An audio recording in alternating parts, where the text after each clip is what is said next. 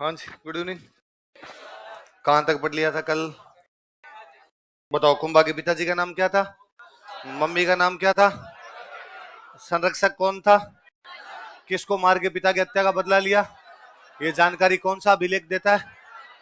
अच्छा, रणमल का प्रभाव बढ़ा तो उसने सिसोदियों कौन से नेता को मरवा दिया? उसको मारने के लिए वापस किसको बुलाया गया? किसकी सहायता से मार दिया गया?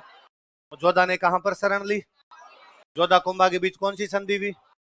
जोधा को वापस क्या दे दिया गया और सीमा क्या बना दी गई? सारंगपुर का युद्ध कब हुआ? कब हुआ? किस किस के बीच में? कुंभा और महमूद खिलजी। महमूद खिलजी कहाँ का राजा है? क्योंकि दोनों अपने साम्राज्य का। महमूद खिलजी ने मोगल के हत्यारों को। कुंभा किसकी सहायता कर रहा था? और उमर खान ने कहाँ कब्जा कर लिया था? इस युद्ध में किसकी जीत हुई? इस जीत में क्या बनवाया गया था? क्या बनवाया गया? विजय शम्स खान मुजाहिद खान कहाँ लड़ रहे थे? कुंभा किसकी सहायता करता है? वो बगावत करके कहाँ चला जाता है? गुजरात के कौन से राजा के पास? फिर कुंभा ने इन दोनों को एक साथ चंपानेर की संधि कब हुई? किस किस के बीच में भी? किस किस के बीच में? मालवा और गुजरात। मालवा का राजा कौन है? महमूद खिलजी। गुजरात का राजा कौन है? कुतुबुद्दीन शाह। दोनों को क्या उद्देश्य था? कुंभा को हरा के मेवाड़ का विभाजन कर। दोनों एक साथ कौन से युद्ध में हार के गए? बदनौर। सिरोही के कौन से राजा को हराया? राजस्थान की स्थापत्य कला का जनक कौन है? विजय स्तंभ के अन्य नाम बताइए। कीर्ति स्तंभ, विष्णु ध्वज, गरुड़ ध्वज, मूर्तियों का अजायब घर। मूर्ति कला का ऊंचाई, चौड़ाई, कितनी मंजिलें? मूर्तियां किसमें नहीं? वास्तुकारों की किसमें? नाम बताओ उनके। अल्लाह किसमें लिखा हुआ? कितनी बार? कौन सी भाषा में? इसकी प्रशस्ति किस किसने लिखी? अत्रि भट्ट और महेश भट्ट। जो हमें क्या जानकारी देती है? विजय, साहित्य, निर्माण कार्य और उपाधियां। इसका पुनर्निर्माण किसने करवाया? कौन कहता है इसकी तुलना कुतुब मीनार से? फर्ग्यूसन किससे करता है? ये पहली इमारत है जिस पर ये किस किस का प्रतीक चिन्ह है? राजस्थान माध्यमिक शिक्षा बोर्ड और अभिनव भारत। अभिनव भारत किसका संगठन था? एक और कीर्ति स्तंभ है, वो कौन सी शताब्दी का है? कौन से राजा के टाइम का? कितने मंजिल का है? कौन से जैन व्यापारी ने? जिजासा बघेरवाल। किसको समर्पित किया था? इसलिए इसे क्या कहा जाता है? कितने में से कितने किले बनवाए थे? ऐसा कौन सी बुक में लिखा हुआ है? वो बुक किसने लिखी थी? मेवाड़ की संकटकालीन राजधानी कौन सी थी? इसे मेवाड़ मारवाड़ का। इसका वास्तुकार कौन था? इसकी परकोटे की लंबाई कितनी है? कितने घोड़े एक साथ दौड़ सकते हैं? अबुल फजल ने इसके बारे में क्या कहा था? तो व्यक्ति की पकड़ी गिर जाए। एट्रोस्कन किले से तुलना कौन करता है? इसका सबसे ऊपरी भाग क्या कहलाता है? उसमें खुद कौन रहता था? इसे मेवाड़ की क्या कहा जाता है? इसकी प्रशस्ति किसने लिखी थी? उसमें हमीर को क्या कहा गया? विषम घाटी पंचानन क्या कहा गया? और कुंभा को क्या बताया गया? धर्म एवं पवित्रता का अवतार, कर्ण एवं भोज के समान। परमाणु ने कौन सा किला बनवाया था? उसका पुनर्निर्माण किसने करवाया? उसमें किसकी मूर्तियां हैं जिन्हें क्या कहा जाता है? एक और कौन सा गढ़ बनवाया सिरोही में? बसंतगढ़। मेरों पे नियंत्रण के लिए और बिलों पे नियंत्रण के लिए। कुंभ स्वामी के मंदिर कहां कहां बनवाए गए? कौन से भगवान जी के मंदिर है वो? विष्णु भगवान के। आपके शांतिनाथ जैन मंदिर का एक और नाम क्या है? किसने बनवाया था? वेलका भंडारी। कहां बनवाया था? चित्तौड़। और वेलका भंडारी कौन था? कोषाध्यक्ष। रणकपुर के जैन मंदिर किसने बनवाए थे? धरणक शाह ने। कब बनवाए थे? कौन सी नदी के किनारे बनवाए? इनका वास्तुकार कौन था? कौन था? देपाक। सबसे अच्छा मंदिर कौन सा है? उसमें मूर्ति किसकी है? पिलर कितने हैं? इसलिए उसे क्या कहा जाता है? इस प्रशस्ति में किस किस को अलग अलग व्यक्ति बताया गया? मुद्रा के लिए किस शब्द का इस्तेमाल किया गया? कुंभा संगीतज्ञ था, क्या बजाया करता था? और उसके संगीत गुरु कौन थे? उसकी पुस्तकों के नाम बताओ। देखिए, सुधा प्रबंध, कामराज रतिसार, हरि वार्तिक, संगीत सुधा, संगीत मीमांसा, संगीत क्रम। 7 भागों में कौन सी है? 5 भागों में कौन सी है? उसके 5 भागों के नाम बताओ। पाठ्य रत्न कोश, नृत्य रत्न कोश, वाद्य रत्न कोश। जयदेव की कौन सी किताब पे टीका लिखी? उस टीका का नाम क्या है? सारंगधर की कौन सी किताब पे? संगीते रत्नाकर। और मान भट्ट की कौन सी किताब पे? अतुल्य चातुरी कौन सी भाषा में? कन्नड़ में कौन सा लिखा? मुरारी संगति। मराठी में? नंदिनी वृत्ति। और मेवाड़ी में? कान्य व्यास की बुक का नाम बताओ। एकलिंग महात्म में उसका पहला भाग किसने लिखा? उस भाग का नाम क्या है? मेहा जी ने कौन सी बुक लिखी? तीर्थमाला में कितने तीर्थों की जानकारी? लिखो मंडन।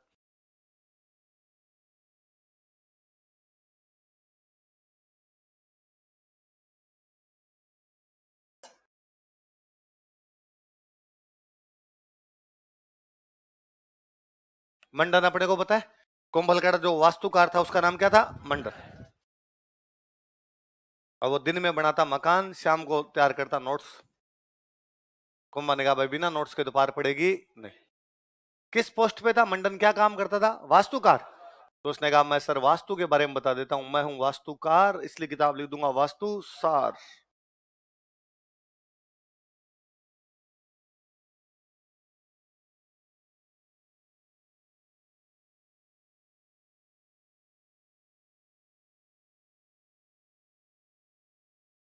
एक किताब लिख दी देव मूर्ति प्रकरण, मतलब देवताओं की मूर्तियां कैसे बनती है। एक किताब लिखी उसने राजवल्लभ।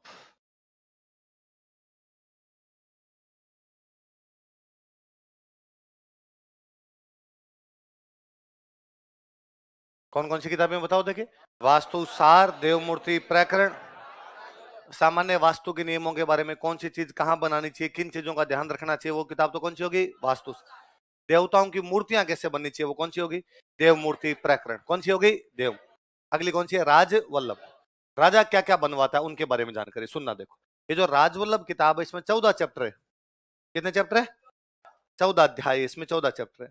क्या बताया गया उन 14 चैप्टर में? 14 चैप्टर में बताया गया कि गांव बनाओ तो किन चीजों का ध्यान रखो, नगर कैसे बनाए जाते हैं, किला कैसे बनाया जाता है, महल कैसे बनाए जाते हैं, मंदिर कैसे बनाए जाते हैं, और बाजार कैसे बनाए जाते हैं। एक एक चीज डिस्क्राइब की है कि राजा गांव बसाए तो कैसे बसाए, शहर बनाना तो कैसे बनाए, शहर बनेगा तो बाजार बनेंगे, किला कैसे हो, महल कैसे हो। सुरक्षा के लिए जो बनते वो तो होते किले, रहने के लिए जो बनते वो क्या होते? महल। ऐसा कैसे बाजार बनाना तो किस प्रकार बनाया जाए, मंदिर बनाना तो किस प्रकार बनाया जाए। कोई पूछे आपसे कि गांव, नगर, किले, महल, मंदिर, बाजार आदि की जानकारी देने वाली पुस्तक कौन सी है?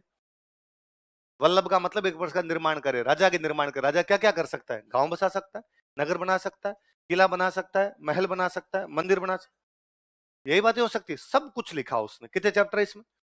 लिखो। इस पुस्तक में 14 अध्याय है। राजवल्लभ के आगे लिखो, इस पुस्तक में 14 अध्याय है।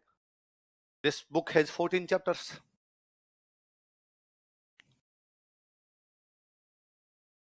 इस पुस्तक में 14 अध्याय है। This book has 14 chapters. इस पुस्तक से ग्राम, नगर, किले, महल, मंदिर तथा बाजार की जानकारी मिलती है। This book provides information about village, town, fort, palace, temple and market.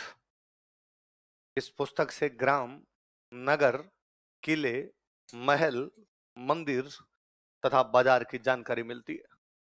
This book provides information about village, town, fort, palace, temple and market.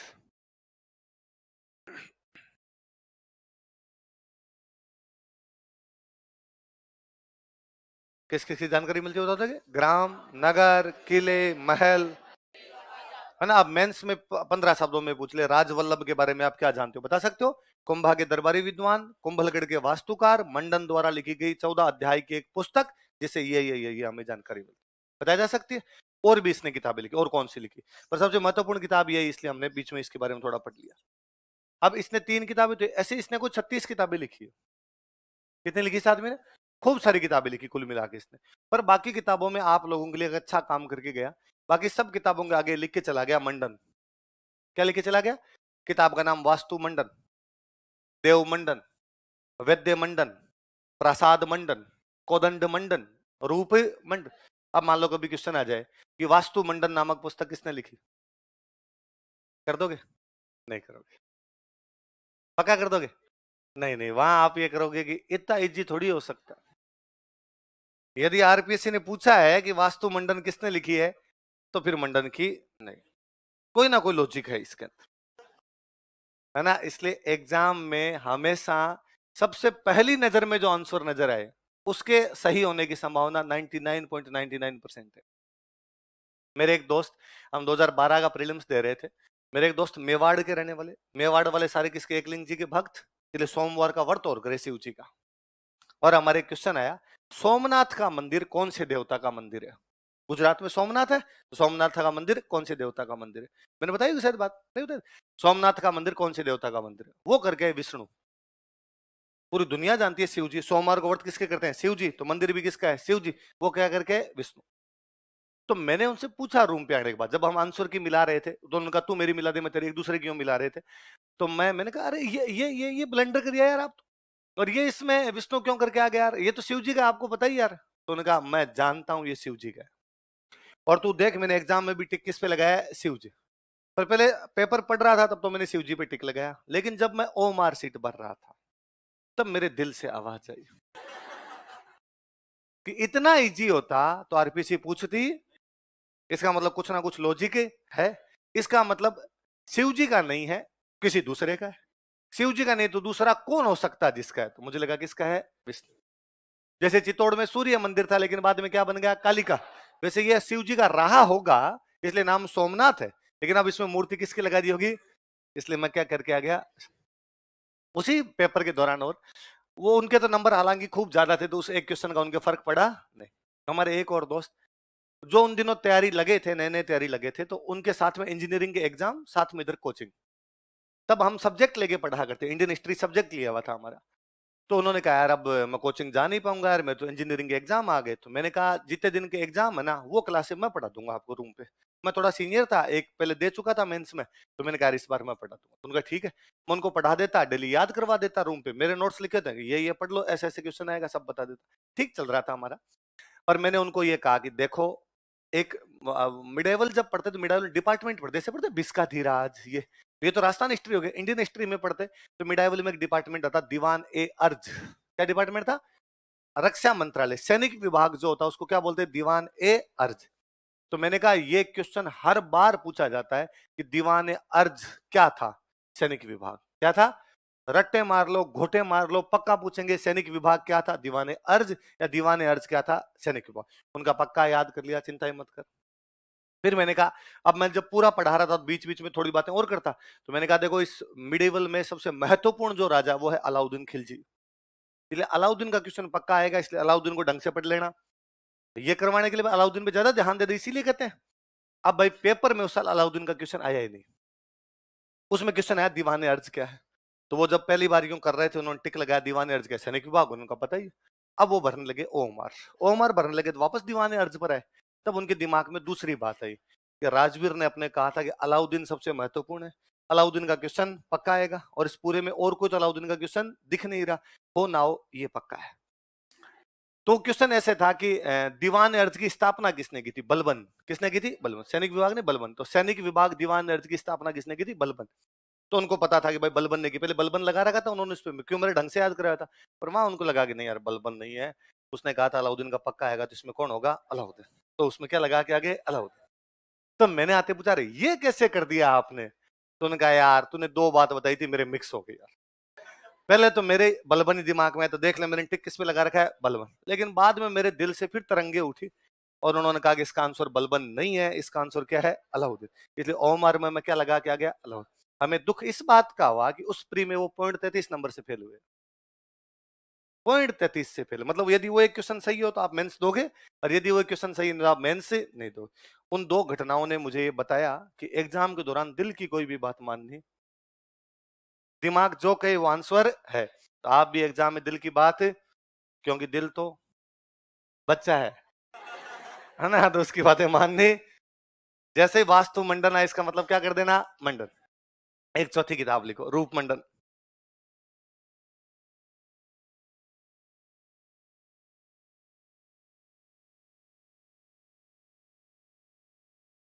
चौथी किताब कौन सी है? रूप। पर भाई साहब आरपीसी के अपने से 2 कदम आगे है। मेरे जैसे मास्टर बता देते हैं आपको कि देखो मंडन की 3 किताबें पक्की याद रखनी है, वास्तुसार, देवमूर्ति प्रकरण, राजवल्लभ।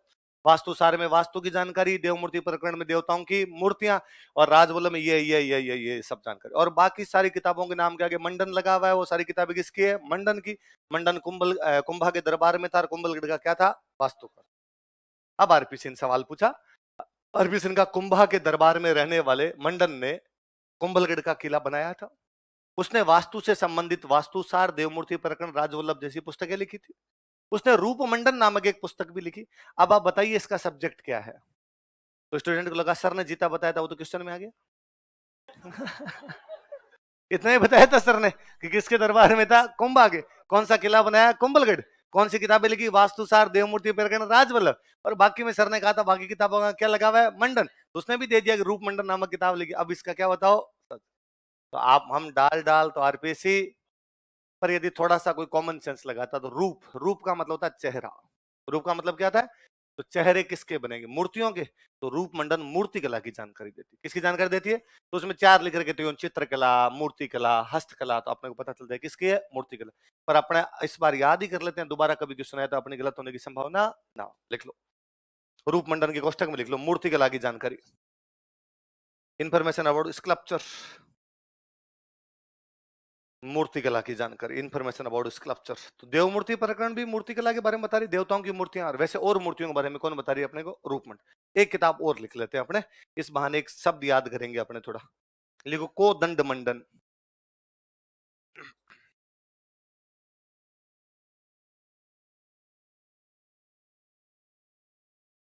क्या है बताओ? देखे, कोदंड मंडन। क्या नाम है? कोदंड। सुनो देखो, कोरोना में एक दिन मैं फ्री निकम्मा ही बैठा था, कोचिंग तो बंद हो रखी थी, अखबार पढ़ रहा था। अखबार में एक लाइन मिली, उत्तर प्रदेश के मुख्यमंत्री योगी आदित्यनाथ ने अयोध्या में भगवान राम की कोदंड मूर्ति का अनावरण किया। कौन सी मूर्ति का?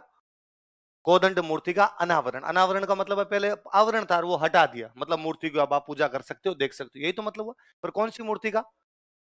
इसका मतलब है भगवान राम मूर्ति में धनुष बाण लेके खड़े हैं। क्या ले खड़े हैं? तो धनुष को क्या बोलते हैं? इसे हम लोग कोदंड मंडन में किसकी जानकारी मिलती है? किसकी जानकारी है? तो धनुष निर्माण की जानकारी देने वाली किताब कौन सी? देख लो, धनुष निर्माण की जानकारी, इंफॉर्मेशन अबाउट बो मैन्युफैक्चरिंग। धनुष निर्माण की जानकारी, इंफॉर्मेशन अबाउट बो मैन्युफैक्चरिंग।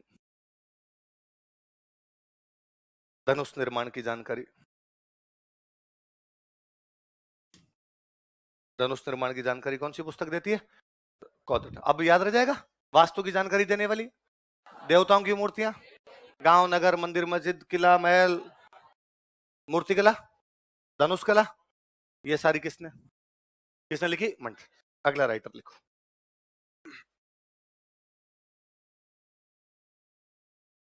लिख लो नाथा।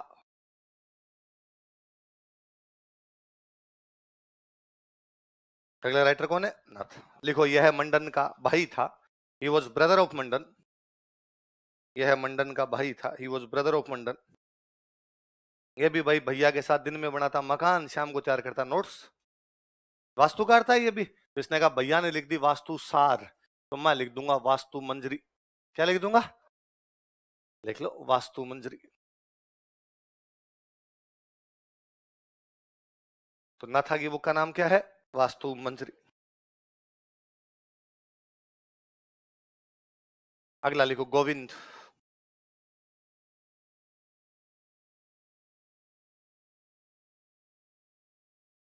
अगला कौन है? गोविंद। लिखो, यह मंडन का बेटा था, ये वो सन ऑफ मंडन। पूरा परिवार दिन में बनाता मकान, शाम को तैयार करता नोट्स। यह मंडन का बेटा था, ये वो सन ऑफ मंडन।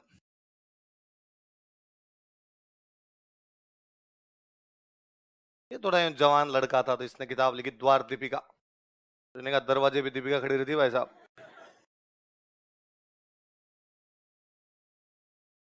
दरवाजों के बारे में एक किताब लिखी उद्धार धोरिणी। उद्धार का मतलब दोबारा बनाना किसी चीज को, तो कंस्ट्रक्शन, रिकंस्ट्रक्शन की जानकारी एक प्रकार से। किताब का नाम है उद्धार धोरिणी।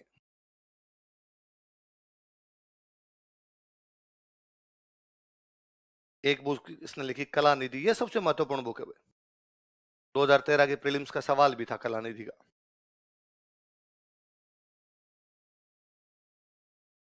और एक बुक इसने लिखी सार समुच्चय।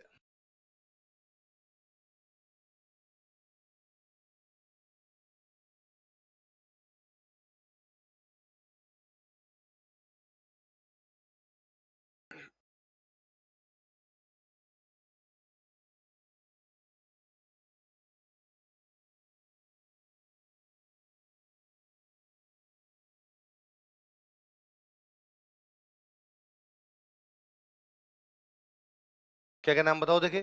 द्वार दीपिका, उद्धार दोहरिणी, कला निधि, सार समुच्चय। क्या क्या नाम बताओ। द्वार दीपिका, उद्धार दोहरिणी, सारे समुच्चय। सबसे अच्छी किताब कौन सी है? कलानिधि। सुनना देखो कलानिधि किस पे लिखी। अपना मंदिर होता है, मंदिर में ऊपर ये जो बना होता है, इसमें झंडा लगा होता है, इसको बोलते हैं शिखर। क्या बोलते हैं? भाई साहब, इस बंदे ने पूरी एक बुक लिखी है और उस बुक में केवल शिखरों की जानकारी दी। किसकी जानकारी दी है? ये तो भाई मंदिर निर्माण की जानकारी। तो मंदिर में 100 चीज होती है। चबूतरा कैसे बनाओगे, सीढ़ियां कैसे बनाओगे, दीवारें कैसे बनाओगे, मूर्ति वाली जगह कैसे बनाओगे, चौक कैसे बनाओगे, छत कैसे बनाओगे, शिखर कैसे बनाओगे, खूब सारी बातें। पर केवल शिखर के बारे में बताना, इसका मतलब पीएचडी की है। इतना माइनर टॉपिक लेके बंदे ने बुक लिख दी। और भारत की एकमात्र पुस्तक है जो हमें शिखरों की जानकारी देती है। किसकी जानकारी देती है?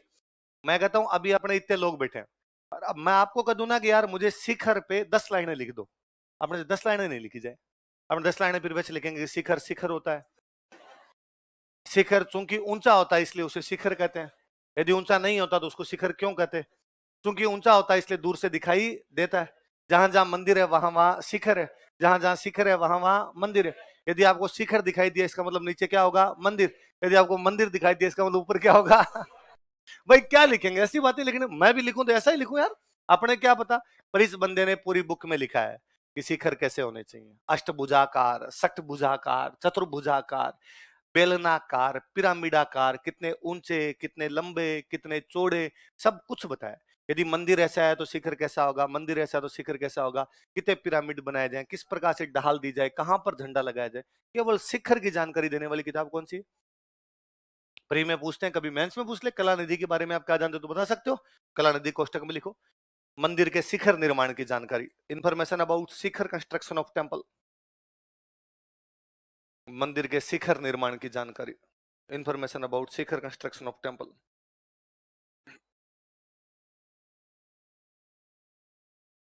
हाँ हाँ, मंजरी, ये नाम ही रखे। वैसे सिंपल मंजरी का मतलब होता है बेल। लंबी चीजें होती है उनको क्या बोलते हैं? बेल। तो समझ गए, फूलों की जो बेल होती है उनको क्या बोलते हैं? मंजरी। क्या बोलते हैं? मंजरी। पर ये अपने किताबों के पीछे लगते थे, इनका अलग से कोई यूं मतलब नहीं। अब एक किताब और लास्ट किताब पढ़ो, क्या नाम है? सार समुच। क्या है? ये दोनों बाप बेटे, मंडन और गोविंद, दोनों वास्तुकार थे, किताबें लिखते थे। साथ ही दोनों बाप बेटे विस्काधीराज थे। क्या थे? दवाइयों की बड़ी गजब जानकारी थी। इसलिए मंडन ने एक बुक लिखी थी पूरी, वैद्य मंडन। कौन सी बुक लिखी? पर हम इसलिए नहीं लिखते कि यार वैद्य का मतलब ही डॉक्टर साहब हो गए। और मंडन ने किताब लिखी, तब क्या लिखे? वैद्य। मैंने बता दिया मंडन वाली सारी किताबें किसकी? मंडन। वैद्य नाम देके पता चल जाएगा बीमारियों की बात। पर इस वाली किताब का नाम ये लगे, क्या है? सार समुच्चय में इसने बताया दवाइयां कैसे बनती है, बीमारियां कौन कौन सी होती है, आयुर्वेद की जानकारी। किसकी जानकारी? चलता मल्टी टैलेंटेड बंदा होगा, किताबें लिखता है, वास्तु के बारे में जानता है, दवाइयों के बारे में और जानता है। देखो कोष्टक में आयुर्वेद की जानकारी, इंफॉर्मेशन अबाउट आयुर्वेदा। आयुर्वेद तो समझते हो, गांव वाले कहते हैं देसी दवाई, अंग्रेजी दवाई, है ना। देसी दवाई मतलब आयुर्वेद, अंग्रेजी दवाई मतलब मेडिकल। तो सार समुच्चय। तो चारों किताबों के नाम बताओ क्या क्या है? द्वार दीपिका, उद्धार धोरिणी, कला निधि, है ना। पर ज्यादा इंपॉर्टेंट किताब है कला निधि। कौन सी है? कला। क्योंकि वो किसकी जानकारी देती है? मंदिरों के शिखरों की जानकारी देने वाली किताब। अगला बंदा लिखो, हीरानंद मुनि।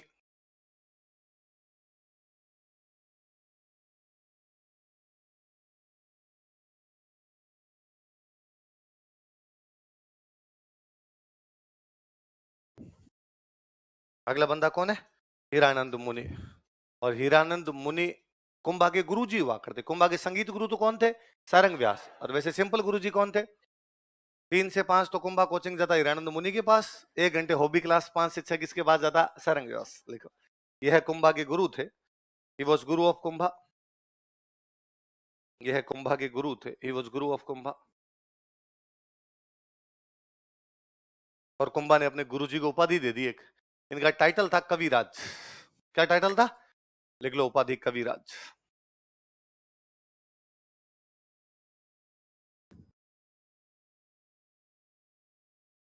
क्या उपाधि थी, सीधा लिख लो, उपाधि बराबर कविराज। टाइटल, क्या टाइटल था, कबीर।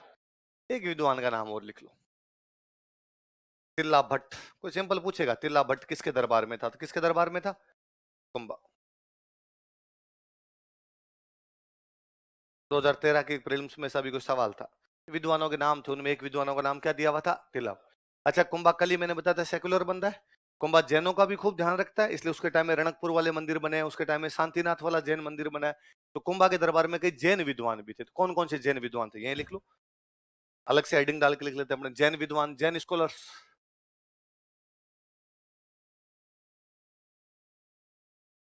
ताकि जब हम मेंस का आंसर लिखेंगे ना, तब अपने लिखेंगे कि भाई कुंभा एक सेकुलर राजा था और उसके दरबार में कई जैन विद्वान भी रहते थे, जैसे, तो उनके अपने नाम लिख देंगे।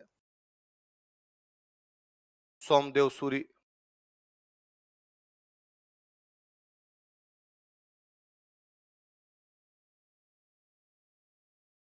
सोम सुंदर सूरी,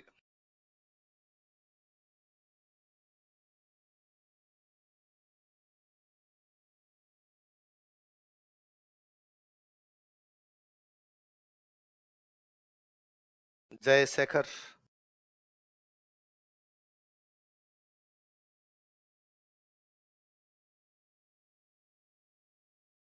और भुवन कीर्ति।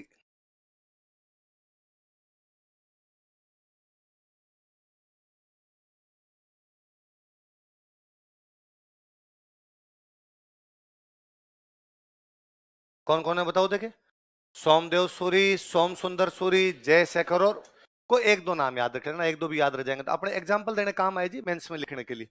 क्या क्या नाम बताओ देखे, सोमदेव सूरी, सोम सुंदर सूरी, जय मैंने कहा था जिनके पीछे सूरी लगे सारे कौन है, जैन। शेरशाह सूरी को छोड़ के, किसको छोड़ के, ये बात मैं इसलिए बोलता हूँ कि आप बाहर जाते समय मेरा गला नहीं पकड़ोगे, शेरशाह सूरी जैन थोड़ी है, नहीं है भाई साहब, बाकी सारे कौन है, जैन। अच्छा, कुंभा जैनों का खूब ध्यान रखता है। उन दिनों जैनों के दो जगह बड़े तीर्थ हुआ करते हैं, एक देलवाड़ा, एक रणकपुर। कौन कौन सा, देलवाड़ा और रणकपुर। और पहले जब तीर्थ यात्रा के लिए जाते हैं तो राजा टैक्स लिया करते, तीर्थ यात्रा कर, क्या लिया करते, तीर्थ यात्रा कर लिया करते राजा। लेकिन कुंभा ने जैनों का तीर्थ यात्रा कर हटा दिया। कुंभा ने कहा आज के बाद जैन यदि तीर्थ यात्रा के लिए जाएंगे तो उनसे किसी प्रकार का कर नहीं लिया जाए। लिख लो, ये लिख दो, जैनों में साथ ही था कि याद रह जाएगा। कुंभा ने जैनों का तीर्थ यात्रा कर समाप्त कर दिया था। Kumbha abolished pilgrimage tax on Jains. Kumbha ने जैनों का तीर्थ यात्रा कर समाप्त कर दिया था। Kumbha abolished pilgrimage tax on Jains. Kumbha ने जैनों का तीर्थ यात्रा कर समाप्त कर दिया था। Kumbha abolished pilgrimage tax on Jains. जैनों का तीर्थ यात्रा कर समाप्त कर दिया। कौन सा कर समाप्त कर दिया, तीर्थ यात्रा कर, किसने, कुंभा। अब लिखो भाई कुंभा की उपाधियां, टाइटल्स ऑफ कुंभा, क्या क्या उपाधियां धारण की कुंभा ने। एक बार आप उतार लो, फिर मैं एक एक समझा दूंगा आपको।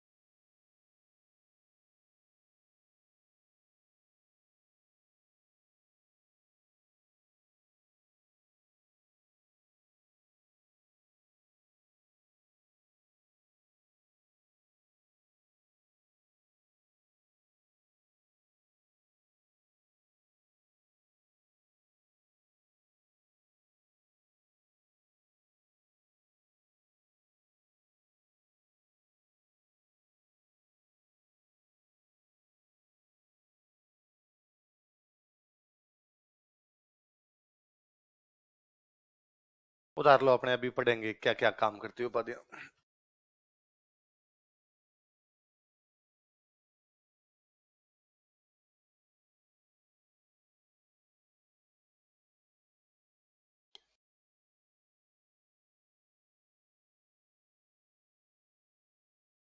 नव्य भरत अपने पढ़ लेंगे एक एक, आप तो उतार लो एक बार। क्या क्या है बताओ देखे। हिंदू सुरतान, अभिनव भट्टाचारी या नव्य भरत, फिर राणा रासो, फिर हाल गुरु, फिर चाप गुरु, और लास्ट वाली परम भागवत या आदि गुरु। एक एक सुनते हैं देखो, एक एक पे ध्यान देते हैं। पहली कौन सी है बताओ। पेन मत चलाना, केवल सुनना, याद हो जाएगी, 2-3 दिन पूछेंगे याद हो जाएगा, हर बात में पेन नहीं चलाने होते। पहली कौन सी है। सुरतान शब्द का मीनिंग क्या है। त्राण है, त्राण, वास्तव में सुर त्राण, त्राण का मतलब होता है बचाना। क्या मतलब होता है। वो हिंदुओं को बचाने वाला था। मुसलमान राजाओं से लड़ाई कर रहा है, इसका मतलब हिंदुओं की क्या कर रहा है, रक्षा, इसलिए उपाधि क्या हो गई, हिंदू। ठीक वैसे जैसे बापा रावल की उपाधि हिंदू सूरज है, ठीक वैसे जैसे जमस्टोड हमीर को कह देता प्रबल हिंदू। मेवाड़ वाले राजा आसपास की मुस्लिम रियासतों से लड़ाई कर रहे थे, इसलिए मेवाड़ वाले राजाओं की उपाधियां हिंदू सूरज और हिंदू सुल्तान होती थी। एक और बताया जाता है कि ये वास्तव में फारसी शब्द है सुल्तान, राजा को क्या बोलते हैं, सुल्तान। सुल्तान से अपनी तरफ आते आते क्या हो गया, सुल्तान। कि हिंदुओं का बड़ा राजा था, हिंदुओं का सुल्तान था, इसलिए क्या कह दिया उसको। बात का मतलब एक है हिंदुओं की रक्षा करने वाला बंदा, हिंदुओं का बड़ा राजा। आई बात समझ। अगली उपाधि बताओ। अभिनव भट्टाचार्य या, दोनों एक साथ बोलो क्या क्या है। अभिनव भट्टाचार्य या, छोड़िए उपाधि को, मैं एक बात याद दिलाता हूं। दूसरी शताब्दी ईसा पूर्व में, बहुत पुरानी बात है, अपने यहाँ भारत में एक बहुत बड़े आचार्य हुए, एक बहुत बड़े गुरु, आचार्य मतलब गुरु, एक बहुत बड़े गुरु हुए, उनका नाम था भरत। क्या नाम था। आचार्य थे इसलिए हो गए भरत आचार्य। क्या हो गए, भरत आचार्य, इसलिए अपने बोलते हैं भरताचार्य। भरत और आचार्य जुड़ गया तो क्या हो गया, भरत। बाकी सिंपल आदमी का नाम भरत है, उसका क्या नाम है, भरत। उन्होंने एक बुक लिखी थी, उस बुक का नाम था नाट्य शास्त्र। क्या नाम था, क्या नाम दोबारा बताओ। सुनना, आगे बहुत काम आएगी ये बातें, आगे जैसे जैसे पढ़ेंगे काम आएगी। सब नाम क्या बुक का, नाट्य शास्त्र। एक शब्द है देखो, नाट्य, क्या नाम है। शास्त्र का मतलब तो बुक है, कोई शास्त्र हो सकता है, पर नाट्य एक अलग। नाट्य का मतलब क्या होता है। नाट्य का मतलब होता है जिसमें संगीत हो, नृत्य हो, नाटक हो, म्यूजिक, डांस और ड्रामा तीनों एक साथ होते हैं, उसको क्या बोलते हैं। नाट्य में तीनों एक साथ क्या बातें आती है। संगीत, नृत्य, नाटक, क्या क्या बताओ। म्यूजिक, डांस, ड्रामा, ये तीनों कंबाइंड हो जाएंगे, तब उसको क्या बोलोगे आप, नाट्य। क्या बोलोगे। उससे पहले वो नाट्य नहीं, केवल बोल रहे हो नाटक है, केवल नाच रहे हो नृत्य, केवल गा रहे हो संगीत, तीनों एक साथ है, इसका मतलब क्या, वो नाट्य। तो बुक कौन सी होगी, नाट्य शास्त्र। किसने लिखी, भरत। किसने लिखी, भरत। भरत की बुक का नाम क्या है। इसका मतलब नाट्य को पहली बार इंट्रोड्यूस करने वाला बंदा कौन है, भरत। संगीत, नृत्य, नाटक की एक साथ जानकारी देने वाला बंदा कौन है, भरत। कुंभा कहता है मैं भी ये तीनों जानता हूं, मैं संगीत के बारे में भी जानता हूं, नृत्य के बारे में भी जानता हूं, नाटक के। अभिनव का मतलब होता है नया, अभिनव का मतलब क्या था। कुंभा कहता है मैं नया भरत हूं। अभिनव भट्टाचार्य क्या है उसकी उपाधि, या क्या है, नव्य का मतलब नया, भरत का मतलब भरत। तो भले आप उसको अभिनव भट्टाचार्य कहिए, भले आप क्या कहिए, क्योंकि वो संगीत, नृत्य, नाट्य की जानकारियां रखता है, इसलिए क्या कहलाता है, अभिनव भट्टाचार्य। या तो संगीत, नृत्य, नाट्य पर बुक कौन सी लिखी गई, नाट्य शास्त्र। लिखने वाले कौन थे, तो नाट्य की पहली बार जानकारी कौन दे रहा था, भरत। किसकी जानकारी दे रहे थे, इसलिए आप बोलते हो भरतनाट्यम, बोलते हो। बस तमिलनाडु का जो डांस है उसका नाम क्या है, देखना कभी। डांस करने वाला, म्यूजिक भी चल रहा है, नाच भी रहा है, साथ में एक्सप्रेशन है उसके, एक साथ तीनों चीजें आ रही है, अपने आप क्या हो गया, नाट्य। नाट्य भरत प्रोड्यूस कर रहा था, भरत इंट्रोड्यूस कर रहा था, इसलिए नाम क्या हो गया, भरतनाट्यम। और भरतनाट्यम, भरत की जो बुक थी उसका नाम ही क्या था, नाट्य शास्त्र। भरत संगीत, नृत्य, नाटक की जानकारी देता है, वैसी जानकारी कुंभा देता है, इसलिए कुंभा को हम कहते हैं संगीत। संगीत के या नृत्य के या नाट्य के कारण उसको क्या कहते हैं हम, अभिनव भट्टाचार्य, या क्या कहते हैं। अब कोई पूछेगा कुंभा संगीत में पारंगत था, इसलिए उसे क्या कहा जाता है, अभिनव भट्टाचार्य या नव। कुंभा हिंदुओं की रक्षा करता है, इसलिए क्या कहा जाता है, क्या कहा जाता है। रासो का मतलब होता है साहित्य, रासो का मतलब लिटरेचर, लिटरेचर को क्या बोलते हैं, रासो। जैसे पृथ्वीराज पे साहित्य लिखा, पृथ्वीराज रासो। हमीर पे साहित्य लिखा, हमीर रासो। प्रताप पे साहित्य लिखा, ऐसा राणा जो किताबें लिखता है और लिखवाता है, राणा रासो। कुंभा हिंदुओं की रक्षा करता है, क्या कहलाएगा, वो संगीत नृत्य नाट्य की जानकारी रखता है। अभिनव भट्टाचार्य या वो साहित्य लिटरेचर लिखता और लिखवाता, इसलिए क्या कहलाएगा? वह राजा जो पहाड़ पर बने हुए किले जीत ले। दोबारा बोलो, क्या बोला मैंने? वह राजा जो पहाड़ पर बने हुए हिली फोर्ट्स जीतने वाला, पहाड़ पर बने हुए किले जीतने वाला राजा हाल गुरु क्या कहलाता है? अचलगढ़ का किला कितना ऊंचा है? आबू के पहाड़ पर है, कुंभा जीत गया, पुनर्निर्माण करवाता है। पहाड़ों पे बने किले जीत ले, पहाड़ों पर किले बनवाए, ऐसे किसी भी राजा क्या कहा जाता है? ऐसा राजा इसके पास पहाड़ के किले हैं, मतलब क्या कहलाएगा? हाल। क्या कहलाएगा? वह राजा जो हिंदुओं की रक्षा करे, वह राजा जो म्यूजिक डांस ड्रामा के बारे में जानकार रखे, अभिनव भट्टाचार्य, या वह राजा जो लिटरेचर लिखे और लिखवाए, वह राजा जो पहाड़ के किले जीत ले। चाप का मतलब होता है धनुष। क्या मतलब होता है? आर्च। चाप आर्चरी है ना, धनुष। वह राजा जो धनुष अच्छा चला है, जो एक अच्छा आर्चर हो, जो आर्चरी के अंदर माहिर हो, उसको क्या कर दोगे आप? चाप।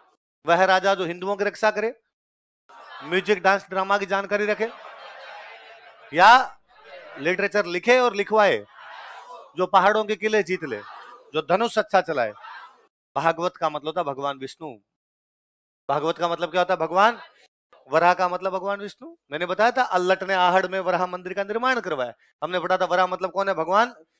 कुंभा भगवान विष्णु का भक्त है। भगवान विष्णु का भक्त इसलिए दो उपाधियां धारण करता है, एक तो करता है परम भागवत, एक है, अब कोई पूछा कुंभा भगवान विष्णु का भक्त था, उसकी कौन सी दो उपाधियों का आधार पर आप बता सकते हो? है ना, आपको प्री में पूछेगा परम भागवत तथा आदिवरा उपाधियों का आधार पर बताइए कि कुंभा किसका भक्त है? किसका है? भले वो शिव जी की पूजा करता होगा, और पर इन उपाधियों का आधार पर तो किसका लगता है? परम का मतलब सबसे बड़ा। परम का मतलब क्या होता है? कुंभा कहता है भगवान विष्णु का सबसे बड़ा भक्त मैं हूं। परम भागवत, भागवत मतलब विष्णु, परम मतलब सबसे बड़ा। विष्णु भगवान को मानने वाले लोगों को बोलते हैं भागवत। क्या बोलते हैं? तो सारे अपने मान लो सारे विष्णु भगवान को मानते हैं, तो अपने सारे क्या है? भागवत। पर कुंभा कहता भागवतों में भी मैं परम हूं भाई साहब, सर्वोच्च मैं हूं, सुप्रीम मैं हूं। आदि का मतलब पहला बताया था। वरा मतलब भगवान विष्णु, भगवान विष्णु के भक्तों में मैं क्या हूं? पहला। कुल मिला कुंभा कहना चाहता कि जहां भी भगवान विष्णु के भक्तों की लाइन शुरू होगी, सबसे आगे जहां हम खड़े होंगे भगवान विष्णु के भक्तों की लाइन आगे। बस समझे? तो वो हिंदुओं के बचाता है, वो म्यूजिक डांस ड्रामा की जानकारी रखता है, वो साहित्य लिखता और लिखवाता है, वो पहाड़ के किले जीतता है, धनुष चलाता है, वो विष्णु का भक्त है। समझ जाओगे? नहीं लिखना, आपने 2-3 दिन लगातार पूछेंगे, याद हो जाए। इस बहाने दिमाग में चलेगा तो सही कि भ्रष्टाचार ये क्या है, वरना लिखी हुई चीजें हम याद कर लेते हैं, वो दिमाग में नहीं चलती। कोई बात नहीं, नहीं लिखे जाए 3 दिन बाद में लिख लेंगे, पर मैं 3 दिन डेली पूछूंगा, वह जो पहाड़ के किले जीत ले। आप जोर से हाल गुरु कितने में अपने क्या कर लेंगे यार। कुंभा पढ़ते हुए 3 दिन हो गए। ओके, सैटरडे को पढ़ा था, कल पढ़ा था, आज। आपको लगता होगा सर ये कुंभा कब खत्म होगा? लग रहा होगा आपको। ये सेम बात कुंभा के बेटे को भी लग रही थी। कुंभा के बेटे का नाम था उद्दा। क्या नाम था? और उद्दा के दोस्त उद्दा से पूछते कि उद्दा यार तू राजा कब बनेगा? और उद्दा कहता जैसे पापा मरेंगे मैं बनूंगा राजा। और उद्दा के दोस्तों ने कहा उद्दा जैसे तेरे पापा सुबह शाम दोनों टाइम जिम जाते हैं, जैसे प्रोटीन शेक पी रहा है ये बंदा, लगता नहीं है कि ये कभी मरेगा। तो उद्दा ने कहा तो इंतजाम करना पड़ेगा कोई। कुंभा कौन से किले में रहता है बताओ? कुंभलगढ़।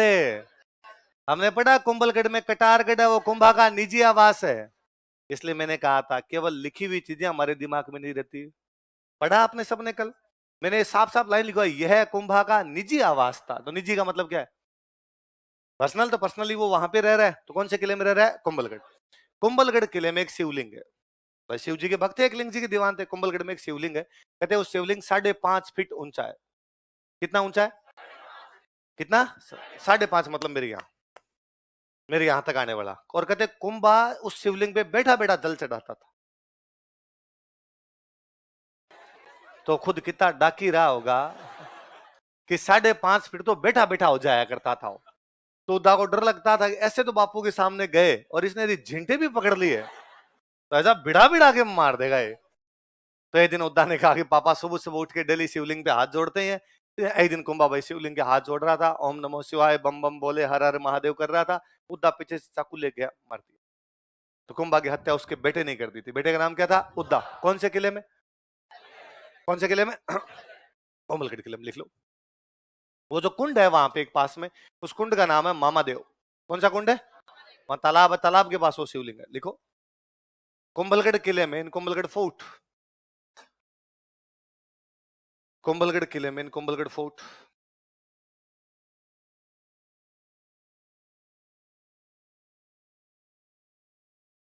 मामादेव कुंड के पास, नियर मामादेव कुंड,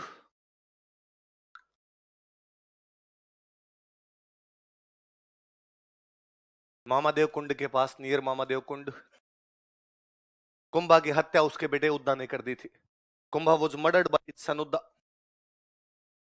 कुंभा की हत्या उसके बेटे उद्दा ने कर दी थी। Kumbha was murdered by his son उद्दा।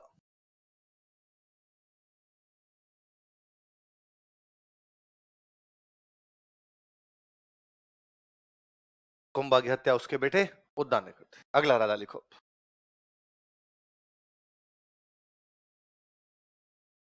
अगला राजा कौन है? रायमल।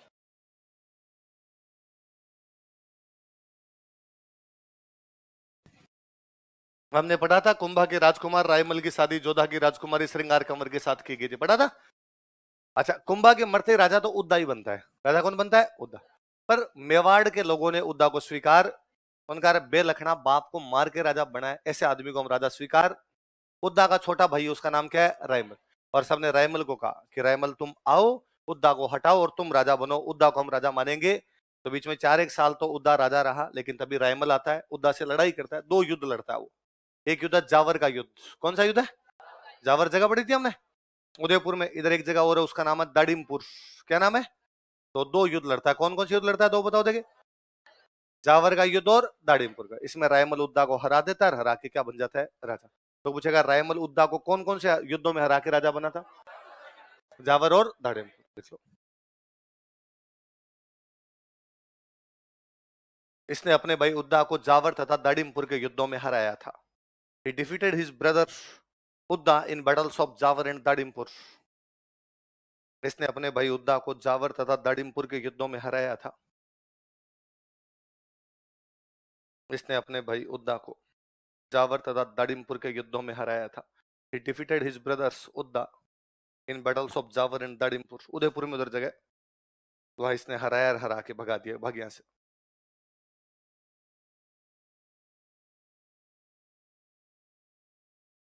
पाकिस्तान भारत से 4 युद्धों में हार गया। कितने में हार गया? पर कईयों को बार बार मार खाने की आदत होती है ना, आता है ना बार बार, बस।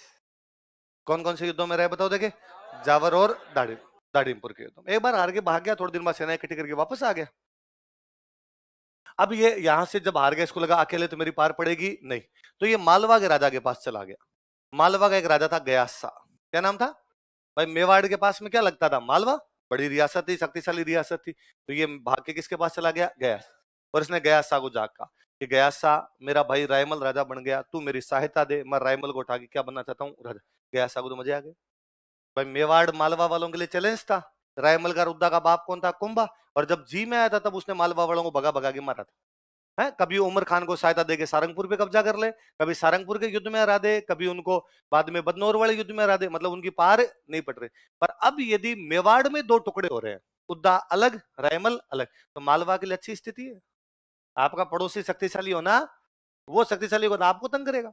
इससे अच्छा उसको शक्तिशाली होने ही मत दो, तो एक भाई का सपोर्ट कर दो, अपने आप हो जाएगा। तो गया आने का चिंता मत कर, तू अपना भाई है, तू जब कहेगा तब तेरी सहायता के लिए मैं तैयार हूं, और तू आराम से रुक अपने। तो उसने उद्दा को अपने पास रख लिया और सहायता देने की बात की। उद्दा बड़ा राजी हुआ, उसको लगा गया सा मेरी सहायता करेगा। उद्दा राजी हुआ, वापस आ रहा था। उस दिन बरसात आ रही थी, भयंकर वाली बारिश आ रही थी, बिजलियां चमक रही थी। उद्दा को लगा जब इतना बरसात का माहौल है, खुशी का माहौल है, क्यों ना मैं थोड़ा नहा लूं। और वो बरसात में नहाने लग गया, गीत गाने लग गया, चंदी कुड़ी अंबरा दी पैण। बिजली गिर गई उस पर। क्या गिर गई? उद्दा कैसे मरा था? देखा वो मैंने बिजली बिजली कहने, बिजली आ गई नीचे, बिजली निकाल मैं आ गई। अब उद्दा तो मर जाता है बिजली गिरने से वहां। अब गयास सा ने कहा कोई बात नहीं, उद्दा मर गया, मैं बदला लूंगा। उद्दा अपना भाई था, उससे बदला लूंगा। तो गयास सा किससे लड़ने के लिए आया? रायमल ने इस बार किसको कूटा? देखो, इसने मालवा के गयास शाह को हराया था। Defeated Ghiyas Shah of Malwa. इसने मालवा के गयास शाह को हराया था। He defeated Ghiyas Shah of Malwa.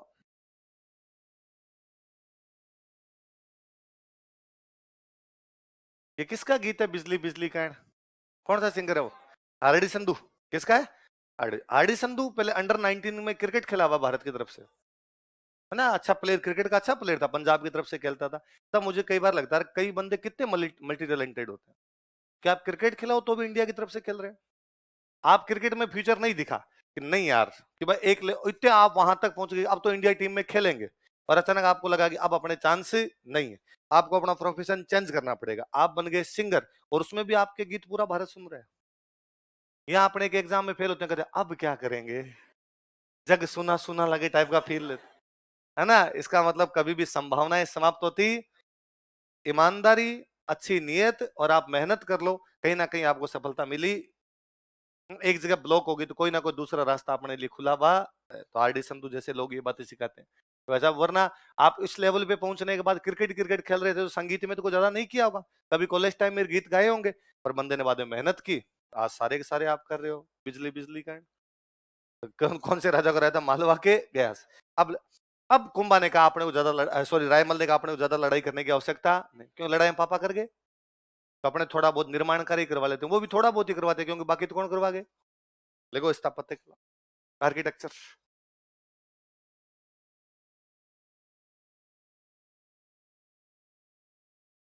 Chittor में एक मंदिर बनवाया शिव जी का, अद्भुत शिव मंदिर।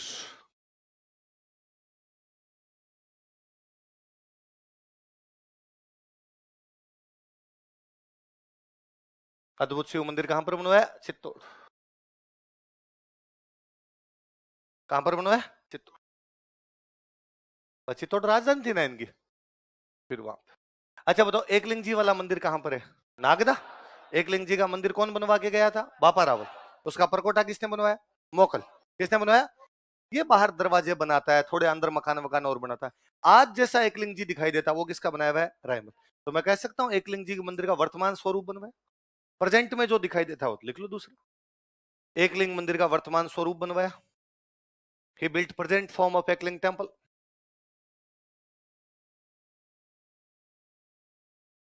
एकलिंग मंदिर का वर्तमान स्वरूप बनवाया।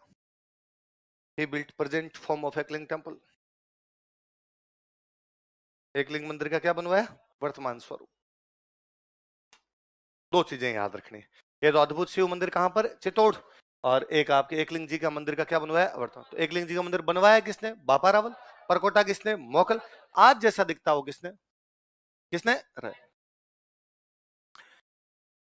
इसकी एक बहन थी रमाबाई, क्या नाम था? क्या नाम था बहन का? रमा। रमाबाई की शादी हुई थी गुजरात। कहां पे शादी हुई? गुजरात। पति की डेथ हो गई, वापस आ गई। वापस आ गई तो भाई अब क्या किया जाए, बहन अपने घर पर वापस आ गई, बहन के खाने पीने का इंतजाम कैसे किया जाए? तो बहन को एक परगना दिया गया, उस परगने को परगने का नाम है जावर। कौन सा परगना?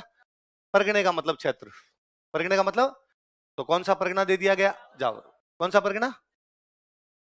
जावर परगना दे दिया गया किसको? जावर पैसे वाली जगह, जावर में चांदी निकलती है पैसे। इसका मतलब था आज के बाद जावर में जो भी खनिज निकलेंगे पैसे कौन रखेगी? कौन रखेगी? रमाबाई। तो रमाबाई कहां रहती है? जावर। तो जावर में रमाबाई मंदिर बनवाती है भगवान विष्णु का, रमा स्वामी। कौन सा मंदिर बनवाती है? उसने कहा पापा कुंभा विष्णु के बनवा रहे थे, कुंभ स्वामी, मैं उन्हीं की बेटी हूं रमा, इसलिए क्या बना दूंगी। भाई बात समझे? तो हेडिंग डालो नीचे, लिखो रमाबाई, इसी में राजा मत चेंज करना, इसी में लिखो रमाबाई।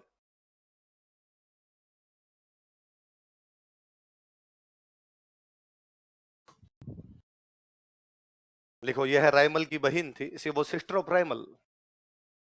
यह है रायमल की बहन थी, इसी वो सिस्टर ऑफ रायमल।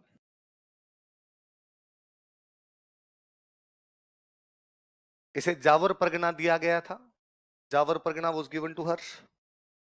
परगना क्षेत्र है ना, इलाका, राजा के खुद का जो क्षेत्र होता है उसमें से जब क्षेत्र देते उनको परगना बोलते। इसे जावर परगना दिया गया था, जावर परगना वॉज गिवन टू हर।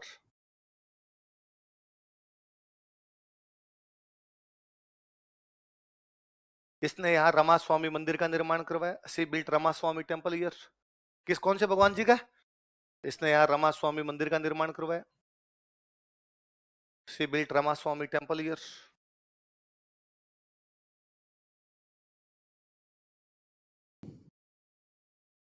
इसने यहाँ रमा स्वामी मंदिर का निर्माण करवाया।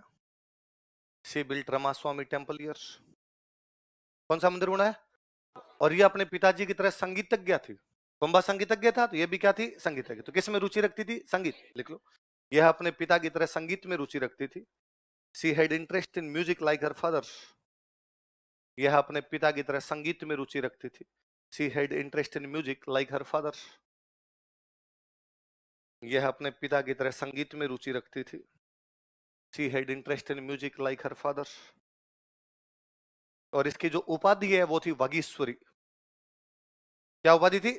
वागीश्वरी का मतलब होता मां सरस्वती। क्या मतलब होता वागीश्वरी का? मां सरस्वती, कंठों की देवी, वाक की देवी, वाक ईश्वरी। टाइटल लिख लो, वागीश्वरी। कोई पूछे रमाबाई की क्या उपाधि थी, तो क्या थी? वागीश्वरी। वागीश्वरी का मतलब क्या होता है? सरस्वती। कई बार अपने नहीं कहते तो अच्छा गीत गाता तो अपने कहते अरे इसके तो कंठों में कौन विराजमान है?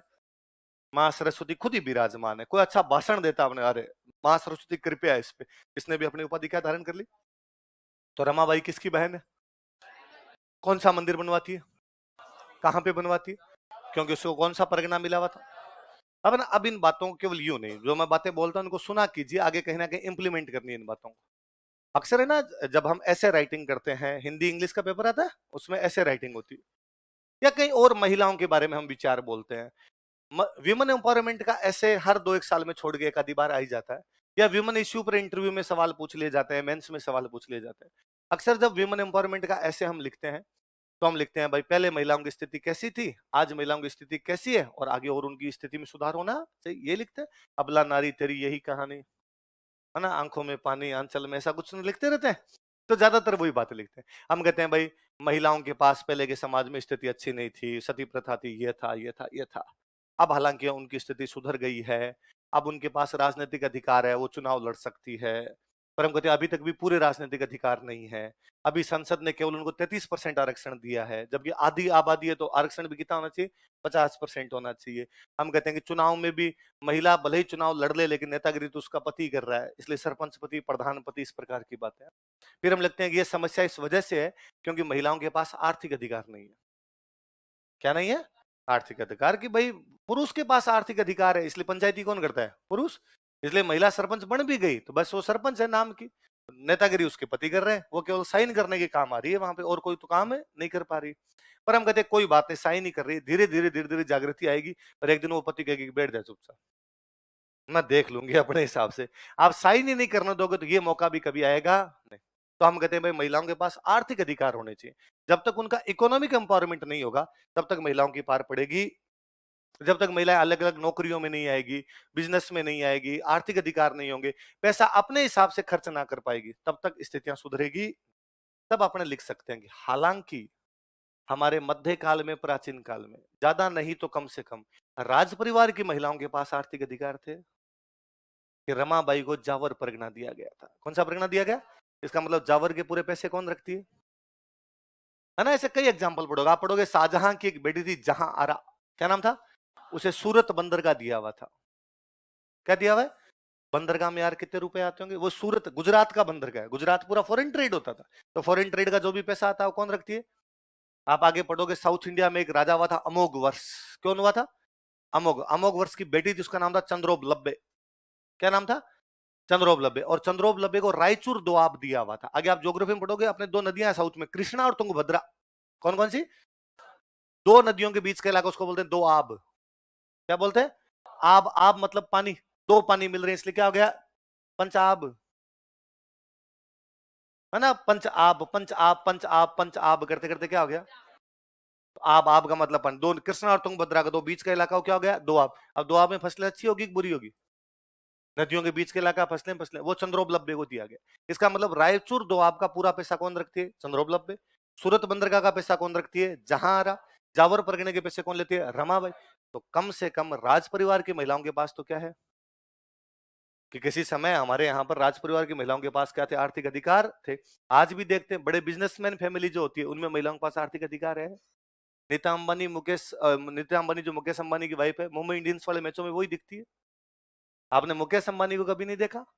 इसका मतलब उच्च वर्ग की महिलाओं के पास आर्थिक अधिकार अभी भी है, ये हमें आगे देने पड़ेंगे। तो वहां पर जब हम लिखते हैं कि राज परिवार की महिलाओं के पास आर्थिक या उच्च जो वर्ग होते हैं उनकी महिलाओं के पास में कहीं ना कहीं आर्थिक अधिकार होते हैं, तो एग्जाम्पल तो होने चाहिए, ये एग्जाम्पल। इसलिए चीजें ऐसा नहीं होना चाहिए कि हम जहां पढ़े वहीं याद रहे, कि जब हिस्ट्री पढ़ी तब तो याद है, हाँ रमाबाई जाओ, रमाबाई की उपाधि रमाबाई ने किताब लिखी। आप पॉलिटी का कोई क्वेश्चन लिखे तो भी रमाबाई दिमाग में रहे, आप इंटरव्यू का जवाब दें तो भी रमाबाई दिमाग में रहे, आप ऐसे राइटिंग करें तो भी रमाबाई दिमाग में। चीजें जब कनेक्ट होगी ना तभी फायदा है, और इस तैयारी का मतलब तभी है जब चीजें कनेक्ट होगी, वरना इस तैयारी में और बाकी एग्जाम की तैयारी में क्या अंतर है? ऑब्जेक्टिव एग्जाम बाकी हो रहा है, ऑब्जेक्टिव एग्जाम इसका होता है, पर हम कहते हैं बाकी में केवल ऑब्जेक्टिव एग्जाम है, हमारे वाले में ऑब्जेक्टिव और बाद में क्या है, सब्जेक्टिव, और बाद में वो इंटरव्यू और ले रहा है। इसका मतलब वो दिमाग के तंतु खोल देता है हमारे, सबकी सब चीजें आपस में जुड़ी हुई होनी चाहिए। केवल ये फैक्ट याद होना कि जावर परगना किसको दिया गया था, रमाबाई, उसने मंदिर कौन सा बनाया, रमास्वामी, वो किस में रुचि रखती थी, संगीत, और उसकी उपाधि क्या थी, वागीश्वरी। ये ऑब्जेक्टिव एग्जाम का सवाल है, ये हर किसी को आता है। मैं कहता हूँ कांस्टेबल की तैयारी जो टाबर करता है ना उसको भी ये बातें तो पता है। हम और उसमें कहीं ना कहीं तो अंतर होगा हमारी तैयारी में, तो अंतर क्या, यही अंतर है कि हम इस चीज पे सोचते हैं तो हमें लगता है कि हाँ यार, महिलाओं के पास कहीं ना कहीं थोड़े बहुत आर्थिक अधिकार थे, हर महिला के पास तो नहीं थे, लेकिन राज परिवार की महिला, उच्च वर्ग की जो महिला थी उनके पास पहले भी थे और आज भी दिखाई देते हैं, पर आगे अभी और जरूरत है जब सामान्य परिवार की महिलाओं के पास भी आर्थिक अधिकार। तो लड़कियां होने चाहिए कि नहीं होने चाहिए तुम्हारे पास? तो मरी मरी क्यों बोल रही? तो मरी मरी तो बोलते हैं सर। देख लो सर, हो जाए तो ठीक है, नहीं भी हो तो सर अब चल रहा है सर, कितनी पीढ़ियां बीत गई तो बीत जाएगी सर, कितनी जिंदगी है, 20 साल तो काट ली सर, 40 साल और बची है। को जोर से कहोगे होने चाहिए, है ना, दम वाली बात है। इसलिए संसद तुम्हें 33% का आरक्षण दे रही है, क्योंकि वो 33% आरक्षण की बात भी महिला नहीं कर रही, वहां भी पुरुष कर रहे हैं। आज भी भारत में महिलाओं की नेतागिरी कौन करते हैं? क्योंकि महिलाएं बोलती नहीं। अभी भी सारे नारे वैसे, नारी के सम्मान में सारे पुरुष मैदान में। है ना?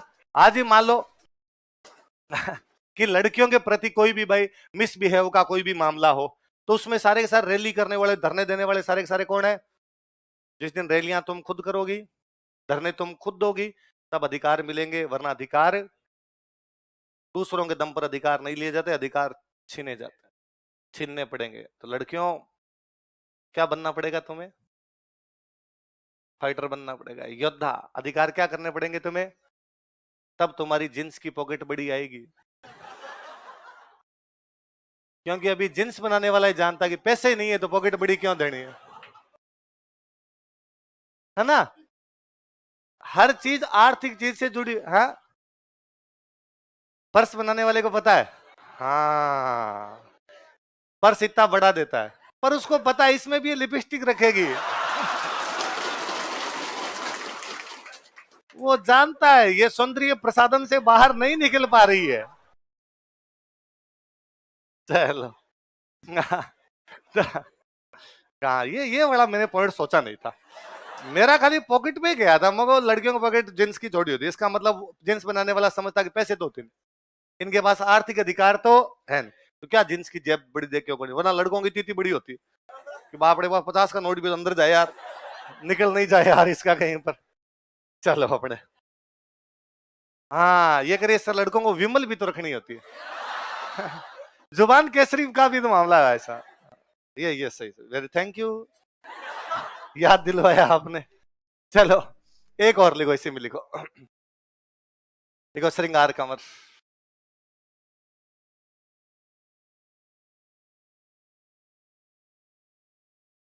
ऑनलाइन वाले रहे तुम ऐसे वीडियो अब काट लोगे, अरे क्यों होती है लड़कियों की पॉकेट छोटी? क्या बताया राजवीर सर ने? उसके नीचे लड़कियां भर भर के मुझे गालियां निकाल देगी, तेरे जैसे लोगों की सोच की वजह से ऐसा हो रहा है। अगला लिख लो श्रृंगार कमर। लिखो यह रायमल की रानी थी, she was queen of Raimal. पढ़ा हुआ अपना वैसे तो, पर एक चीज अपने को लिखनी है इसलिए दोबारा रिपीट कर रहे हैं। यह रायमल की रानी थी, she was queen of Raimal. Chittor में गांव पड़ता है, उस गांव का नाम है गोसुंडी। क्या नाम है? गोसुंडी। और यहां पर रानी ने एक बावड़ी बनवाई थी। क्या बनवाई थी? ये मेरा बताया हुआ है कभी कि पानी का इंतजाम हमेशा करवाते ही थे, स्टेप वेल है ना, ऐसा कुआं जिसमें नीचे उतरने के लिए सीढ़ियां, उनको क्या बोलते हैं? बावड़ी। देख लो, इसने गोसुंडी में बावड़ी का निर्माण करवाया था। She built step well at Ghosundi. Chittor में जगह है गोसुंडी, इसने गोसुंडी में बावड़ी का निर्माण करवाया था। She built step well at गोसुंडी।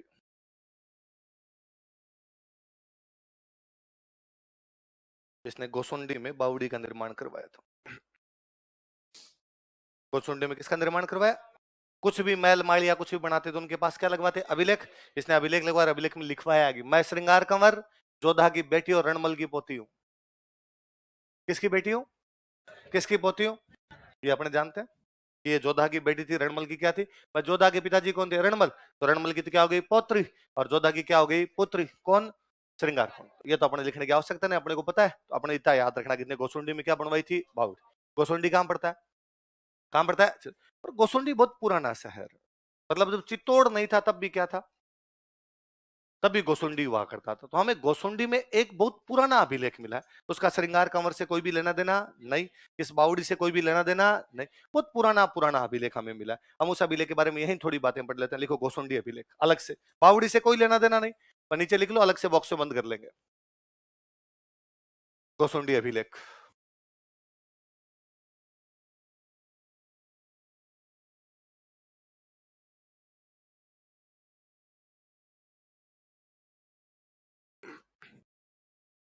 गोसुंडी inscription, गोसुंडी अभिलेख।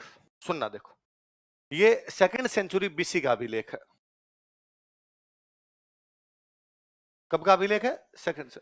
अच्छा मैं थोड़ा सा बता देता हूं, देखो ना, ये दो चीजें है ना। कई जगह हम लिखते हैं ईसवी, कई जगह लिखते हैं ईसवी पूर्व, कई लिखते हैं एडीर, कई जगह लिखते हैं बीसी। मोटा मोटा सा एक बार केवल इतना सा समझ लो। ईसा मसीह जो गए, ईसा मसीह जो ईसाइयों के, जहां से ईसाई धर्म की शुरुआत मानी जाती है, किससे मानी जाती है? ईसा मसीह। ईसाई मानते हैं वो हमारे भगवान के दूत थे। भगवान नहीं थे, क्या थे? भगवान के दूत। कि भगवान ने उनको भेजा था, हमें सिखाने के लिए भेजा। हम उन्होंने भेजा, उन्होंने अच्छी बातें बताई, हमने अच्छी बातें फॉलो की। जिन्होंने ईसा मसीह की बातें फॉलो की वो कौन हो गए? ईसाई। कौन हो गए? ईसाई। तो ईसाई ऐसा कहते हैं कि ईसा मसीह पैदा हुए जब वो 4 साल के हुए। जब वो क्या हुए? तब उन्होंने पहली बार कहा था मैं भगवान का दूत हूं।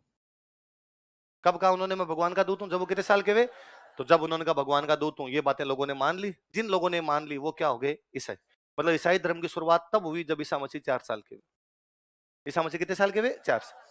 जब वो 4 साल के हुए उन्होंने कहा कि मैं भगवान का दूत हूं, लोगों ने मान ली। वहां से किस कौन से धर्म की शुरुआत हो गई? ईसाई। उस तारीख को इन लोगों ने मान लिया। क्या मान लिया? कि ईसा मसीह जब 4 साल के हुए, वहां से इनका कैलेंडर शुरू हो जाता है। तो अब इसके बाद में जितने भी सन आए उनके आगे तो ये क्या लगाते हैं? क्या लगाते हैं? एडी। और इससे पहले की कोई भी बात है उसके आगे क्या लगाते हैं?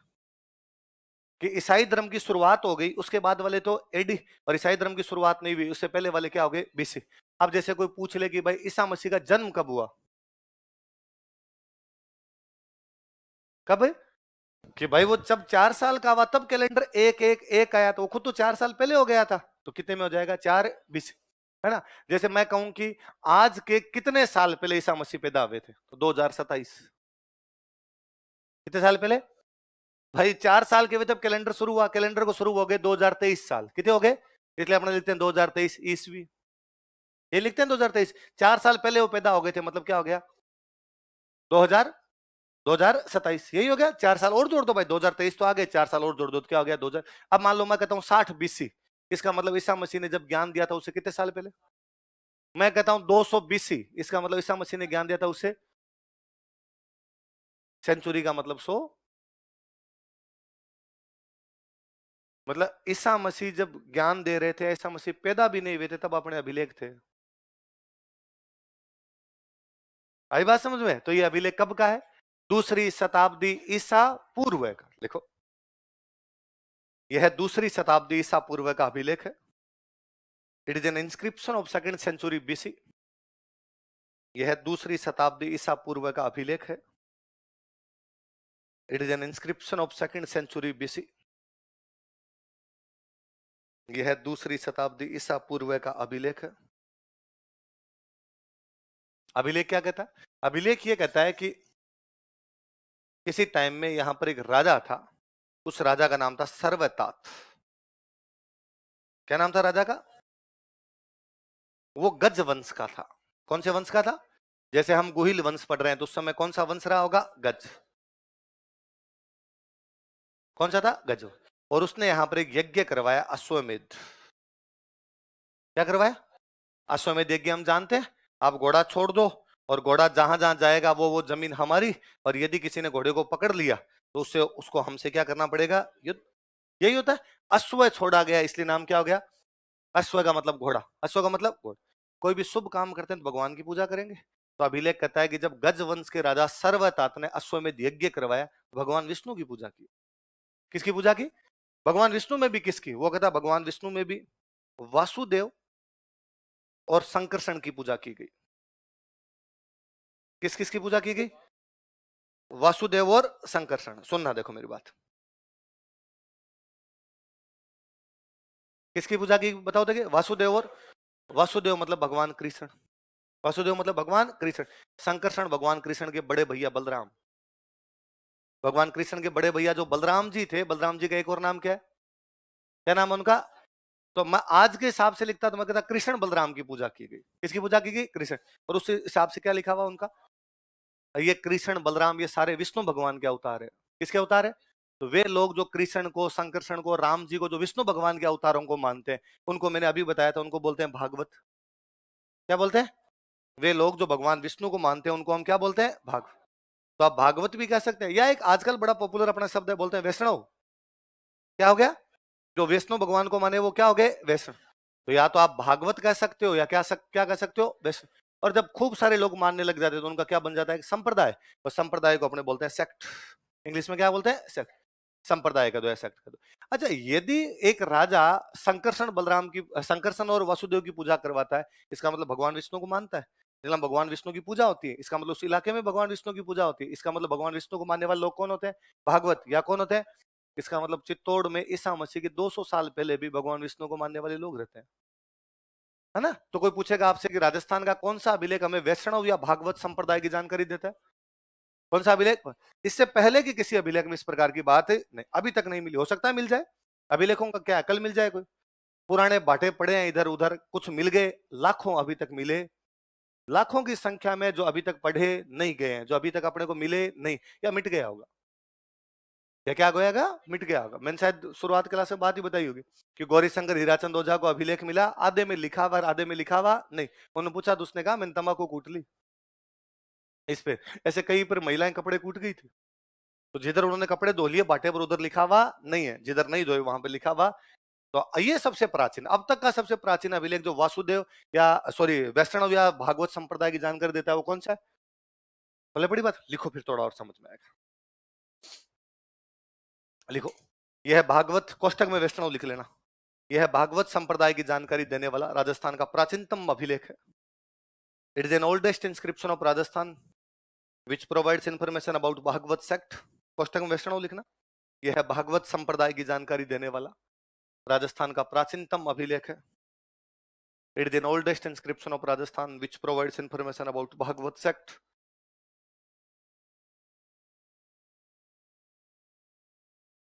यह है भागवत संप्रदाय की जानकारी देने वाला राजस्थान का प्राचीनतम अभिलेख है। It is an oldest inscription of Rajasthan which provides information about Bhagavat sect. Bhagwat संप्रदाय की जानकारी देने वाला राजस्थान का प्राचीनतम अभिलेख है।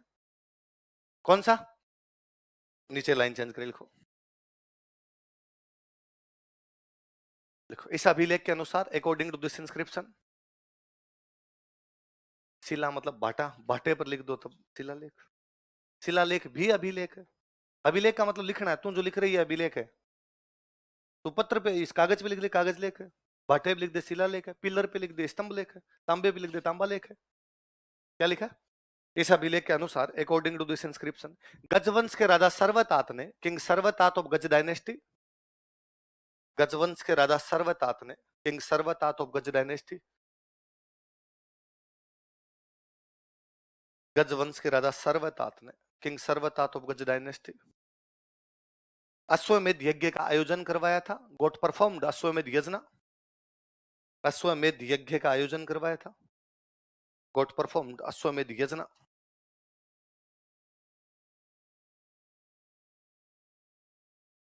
अश्वमेध यज्ञ का आयोजन करवाया था, गॉट परफॉर्म्ड अश्वमेध यज्ञ। अब कोई पूछ ले अश्वमेध यज्ञ की जानकारी देने वाला अभिलेख कौन सा है, तो भी गोसुंडी सेम ही है। अगला लिखो, एक लाइन और लिख लो।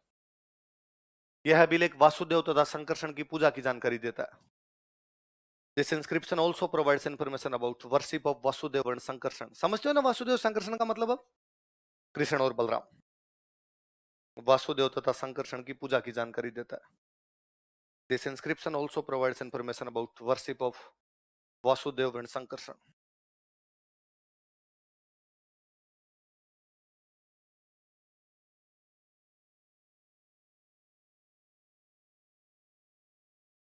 वासुदेव तथा संकर्षण की पूजा की जानकारी देता। किसकी जानकारी देता है?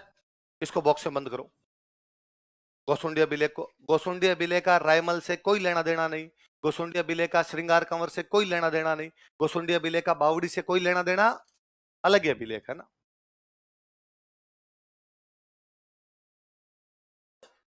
दो बात नीचे इसी में गोसुंडी अभिलेख में लिखवाता हूं, बॉक्स में बंद कर दिया तो कोई नहीं, अपना लिख लेते हैं। ऐसा कहते हैं कि इस जगह पे अकबर जब आक्रमण, चित्तौड़ पर आक्रमण करने के लिए आया था, तो अकबर ने अपने हाथी बांधे थे। जहां से अभिलेख मिला, अभिलेख तो रख के म्यूजियम में रख दिया गया, अकबर ने क्या बांधे थे अपने किसी टाइम में यहाँ पे? हाथी। इसलिए लोग इसको बोलते हैं हाथी बड़ा। क्या बोलते हैं? इसलिए इस जगह का नाम हो गया हाथी बड़ा हो गया। तो अभिलेख को आजकल एक नाम और देते हैं हम, हाथी बड़ा अभिलेख। क्या बोलते हैं? हाथी बड़ा। कहते हैं अकबर ने बाद में यहाँ पर एक पिलर बनवाया था, इस पे लाइट लगवाई थी।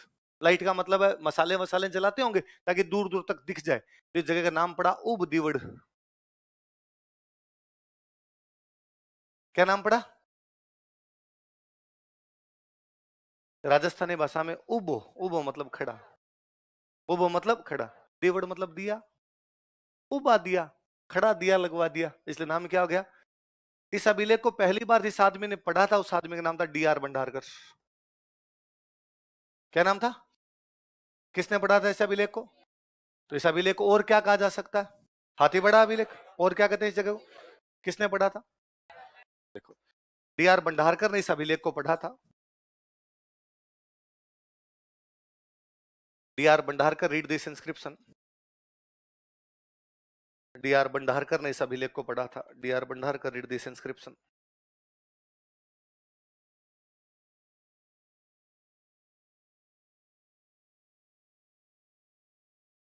D.R. भंडारकर ने इस अभिलेख को पढ़ा था। D.R. Bhandarkar read this inscription. इसे हाथी बड़ा अभिलेख भी कहा जाता है। It is also known as Hathi Bada inscription. इसे हाथी बड़ा अभिलेख भी कहा जाता है। It is also known as Hathi Bada inscription.